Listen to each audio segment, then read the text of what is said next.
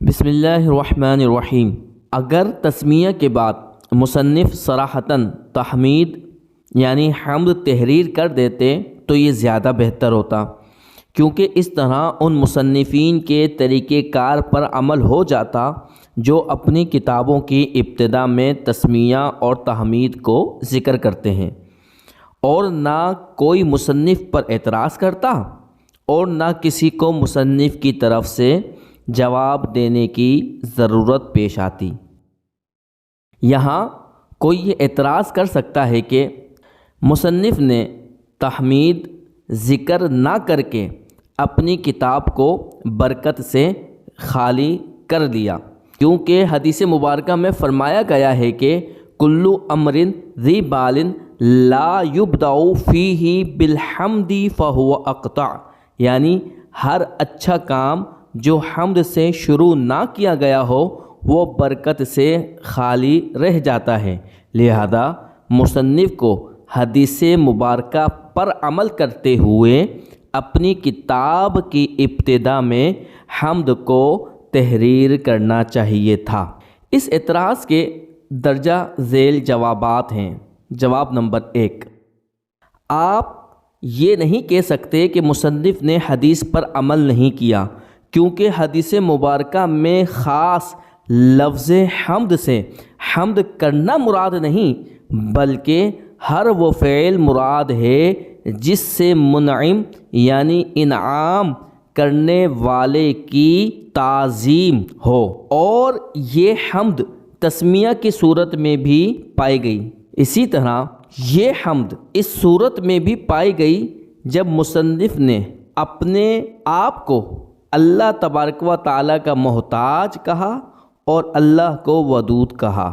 جواب نمبر 2، اگر آپ حدیث مبارکہ میں بیان کی گئی حمد سے خاص لفظ حمد مراد لیں، یعنی آپ یہ کہیں کہ حدیث پر اسی وقت عمل ہوگا جبکہ خاص الفاظ حمد سے اللہ کی تعریف کی جائے، پھر بھی آپ یہ نہیں کہہ سکتے کہ مصنف نے حدیث پر عمل نہیں کیا، کیونکہ حدیث مبارکہ میں حمد کرنے کا حکم ہے، نہ کہ حمد تحریر کرنے کا۔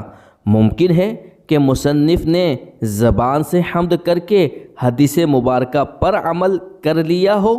مصنف چونکہ مسلمان ہیں، لہذا مسلمانوں سے حسن ظن رکھتے ہوئے ہم یہی کہیں گے کہ مصنف رحمت اللہ تعالی علیہ نے زبان سے حمد کر کے حدیث مبارکہ پر عمل کر لیا ہوگا، لہذا دونوں صورتوں میں آپ کا اعتراض لازم نہیں آیا۔ قال المفتقر الی اللہ الودود احمد بن علی بن مسعود، بہت ہی زیادہ محبت فرمانے والے اللہ کی طرف محتاج بندے نے کہا، جو کہ مسعود کے بیٹے علی کا بیٹا احمد ہے۔ مصنف رحمت اللہ تعالی علیہ نے لفظ قال ماضی کا صیغہ ذکر کیا، مضارع یقولو ذکر نہیں کیا، کیونکہ ماضی ثبوت اور تحقق پر دلالت کرتا ہے، یعنی جب کسی چیز کے تمام اسباب پائے جائیں، کوئی رکاوٹ نہ ہو، اگرچہ وہ چیز وقوع پذیر نہ بھی ہو، پھر بھی اس کو ماضی سے تعبیر کر دیتے ہیں۔ جیسے قیامت ابھی تک وقوع پذیر نہیں ہوئی، مگر قرآن پاک میں اس کو ماضی سے تعبیر کرتے ہوئے فرمایا گیا اذا وقعت الواقعہ، کیونکہ قیامت کے آنے میں کسی قسم کا کوئی شک و شبہ نہیں، قیامت کا وقوع پذیر ہونا یقینی ہے، اسی وجہ سے اس کو ماضی سے تعبیر کر دیا گیا۔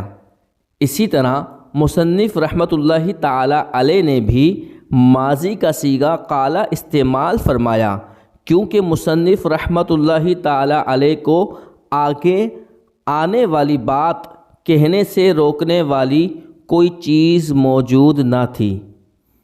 المفتقر صفت ہے، موصوف العبد محذوف ہے۔ مصنف نے المفتقر ذکر کیا، المحتاج ذکر نہیں کیا، حالانکہ دونوں کا معنی ایک ہی ہے۔ مصنف نے یہ اس لیے کیا تاکہ قرآن پاک اور حدیث مبارکہ سے مناسبت و مشابہت ہو جائے، کیونکہ قرآن پاک میں اللہ نے فرمایا واللہ الغنی وانتم الفقراء، اور حدیث مبارکہ میں آپ صلی اللہ علیہ وسلم نے فرمایا الفقر فخری، یعنی فقر میرا فخر ہے۔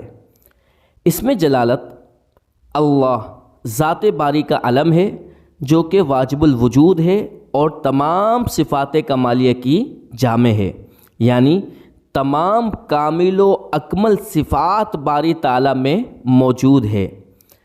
الودود، الودو سے ماخوذ ہے جس کے معنی ہے محبت، تعلق، دوستی، خواہش اور تمنا۔ الودو کے واو پر تینوں حرکتیں آ سکتی ہیں۔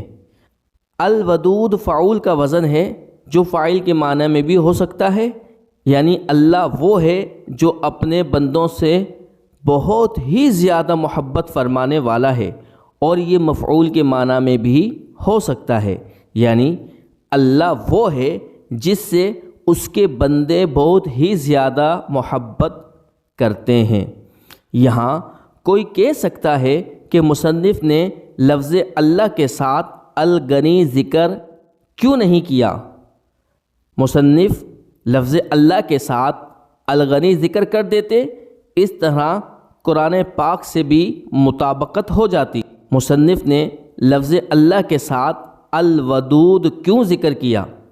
اس کا جواب یہ ہے کہ اگر مصنف الودود کے بجائے الغنی ذکر کر دیتے تو رعایت سجع نہ ہوتی، یعنی کلمات ہم وزن نہ رہتے، کیونکہ آگے المسعود آ رہا ہے، اس لیے مصنف نے الغنی کے بجائے الودود ذکر کیا۔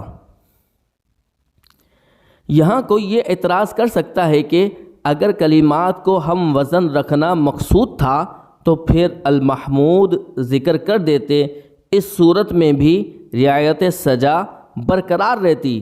اس اعتراض کے درجہ ذیل دو جوابات ہیں۔ نمبر 1، الودود بر وزن فعول، فاعل کے معنی میں بھی آتا ہے اور مفعول کے معنی میں بھی آتا ہے، جبکہ المحمود بر وزن مفعول صرف مفعول کے معنی میں آتا ہے۔ اس لیے ماتن نے الودود کو المحمود پر ترجیح دی اور الودود ذکر کیا، المحمود ذکر نہیں کیا۔ جواب نمبر 2، المفتقر کے مناسب الودود کو ذکر کرنا تھا، نہ کہ المحمود کو، اس لیے مصنف نے الودود کو ذکر کیا۔